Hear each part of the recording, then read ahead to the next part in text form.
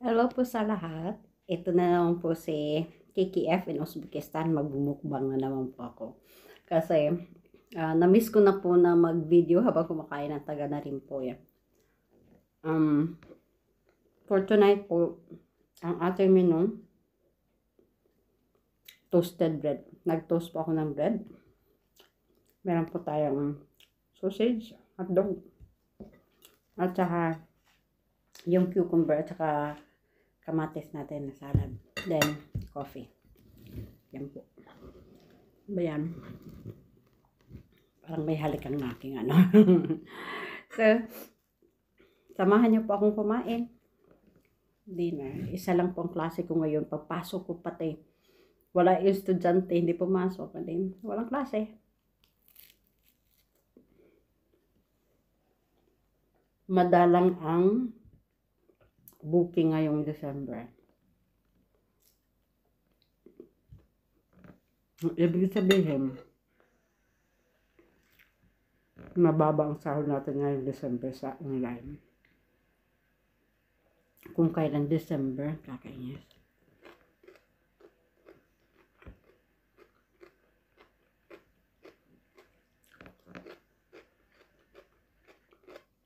Namiss ko rin kumain ng cucumber at kamatis.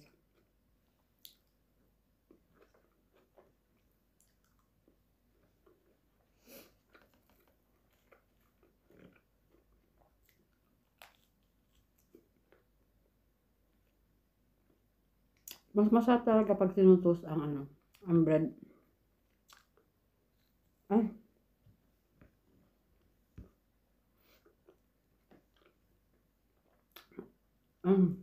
Hindi po ba?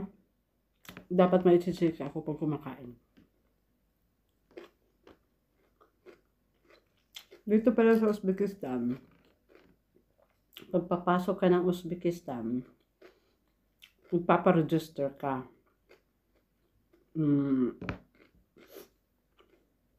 Ito yung sinasabi na house registration. Within 3 days na pagdating mo dito sa Uzbekistan, kailangan magpaparegister ka kung saan ang address mo. Sa Thailand po, free lang po yan. Pero dito sa Uzbekistan, magbabayad ka for the whole year na mag-stay ka dito. Ang actual na bayad talaga dito is, nung pagdating namin, is 2,720,000 soons. So, yun po ang bayad ng foreigner pag dito mag-stay sa Uzbekistan for 1 year. Kung sa dollars, nasa ano yan yan? 200, yung binayaran ko doon is parang $220 for the whole year. So, pagdating ko po dito, inasikaso po kaagad ng director ko yung yung house registration. Ang ginawa noon is sa bahay niya po muna na address ang ginamit. Doon kasi kompleto siya sa papers. So, ako lang rin naman ako kalam-alam sa mga process. Basta, i-process nila yung registration ko kasi magbabayad naman ako. Kasi pag hindi ka nakabayad o nakaparegister within 3 days na yon, magmumulta, may penalty, mas malaki daw.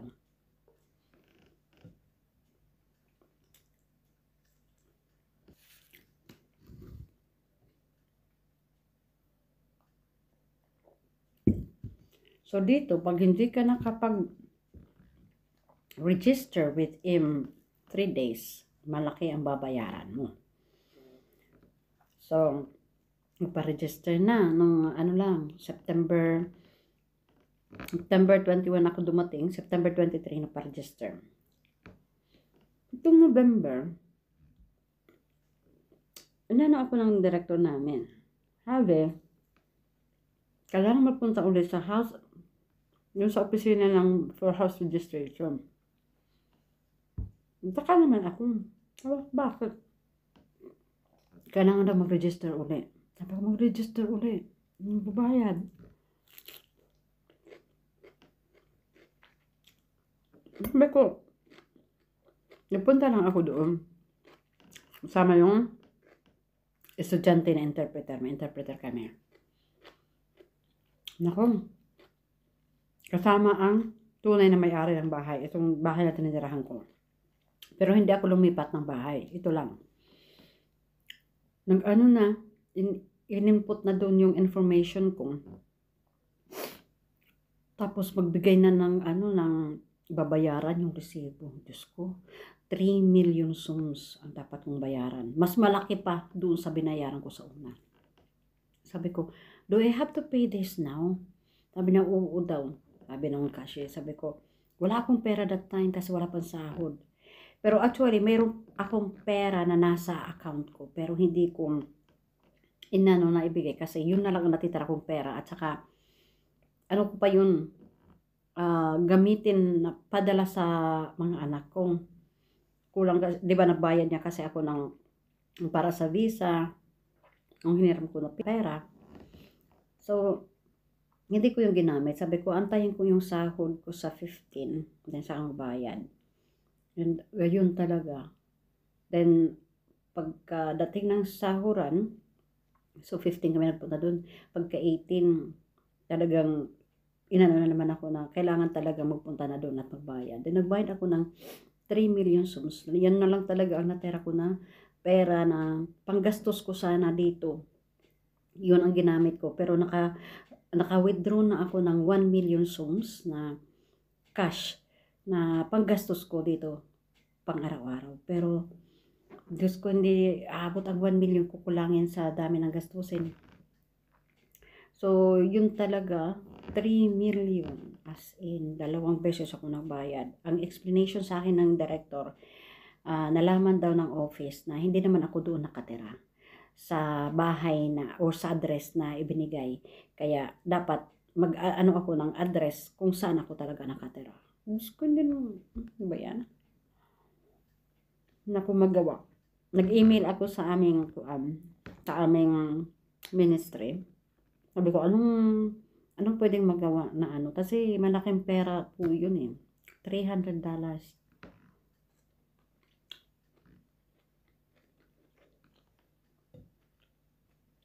Ang laking pera. Hindi ko, kahit na lang kalahati ang ma-refund sa akin. May balik ang pera kasi pinaghirapan ko yun. Ang hirap ng kadadadaldal sa school.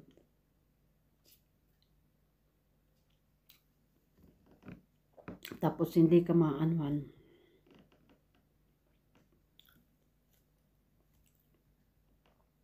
Talagang, so, gano'n na lang nangyari.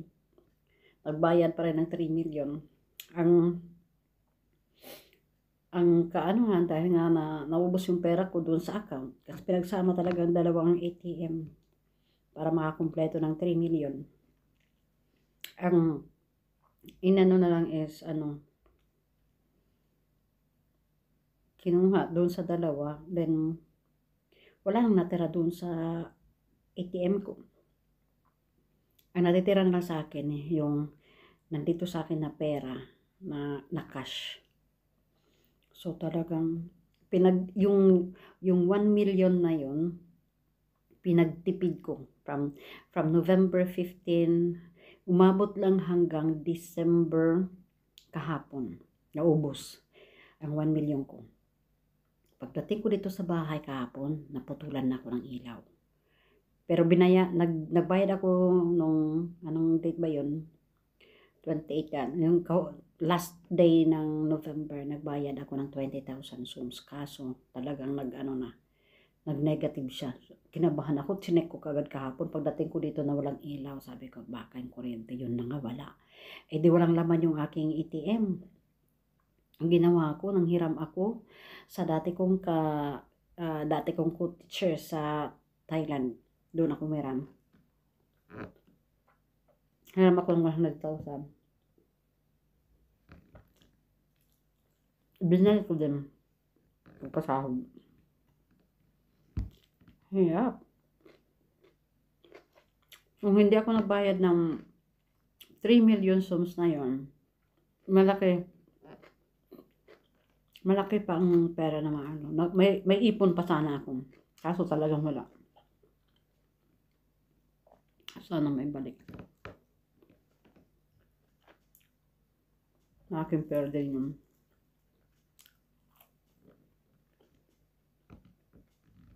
Daan ko na lang sa kain.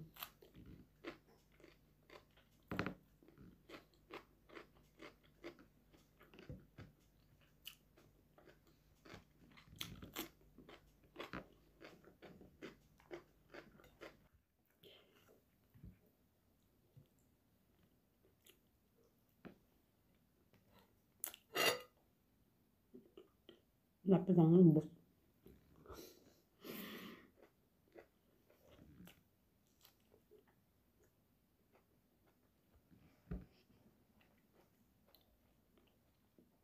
Kinat ko muna yung kumakain ako kasi matatagalan. Baka umabot ng 20 minutes.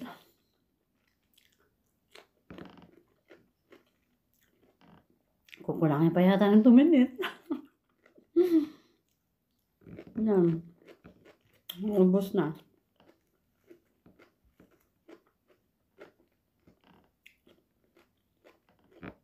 Amazing sound of eating.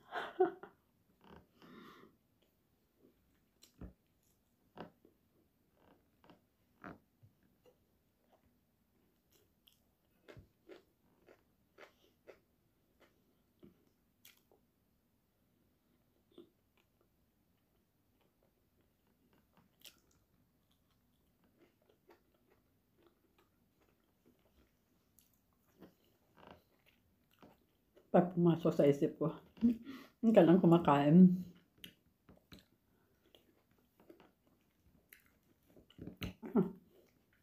Anong kamatis?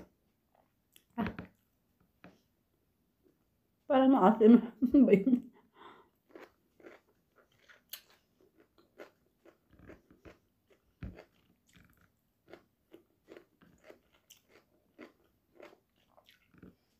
Ubos na.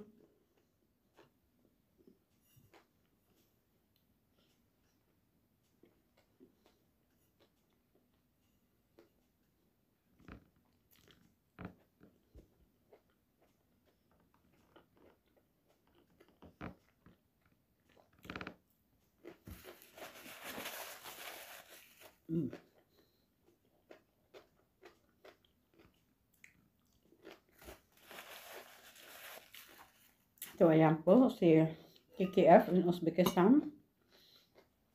Ubos ko din ang aking pagkain. Ayan. I'm good for my dinner today. Thank you so much, everyone. Sana huwag kayong magsawa sa pagsuporta sa aking bunting bahay. Bye-bye po!